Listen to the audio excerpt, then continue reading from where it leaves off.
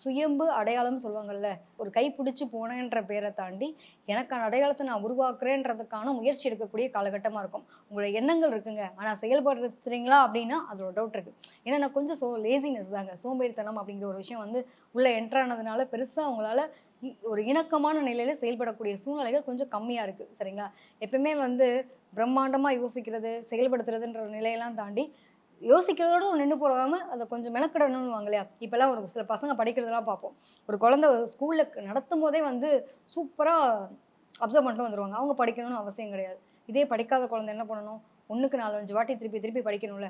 அந்த மாதிரி உங்களுக்கு இந்த காலகட்டம் படிக்கிற குழந்தைங்களுக்கு ரிப்பீட்டடா ஒரு விஷயத்த படிச்சா மட்டும் தான் நமக்கான அங்கீகாரம் கிடைக்கும். எல்லா விஷயத்திலயும் மெனக்கெடல் வேணும். இந்த கடகத்துல வந்து உங்களுக்கு குரு இருக்கிறது ஒரு பக்கம் நல்லது. 12ஆம் இடத்துல இருக்கக்கூடிய குரு அப்படியே இந்த டிரான்சிஸ்ட் ஆறார் இல்லையா? கிட்டத்தட்ட என்னன்னா ஒரு அதிசாரமாகி திருப்பி வக்ரகதியில மிதுனத்துக்கு போகும்போது 12ஆம் இடத்துல குரு இருக்கும்போது, முடிஞ்ச அளவுக்கு குழந்தைகள் சார்ந்த விஷயங்களுமே, உங்களுக்கான அங்கீகாரத்த பத்தின ஒரு கேள்விகளுமே அதிகமா இருக்கும்.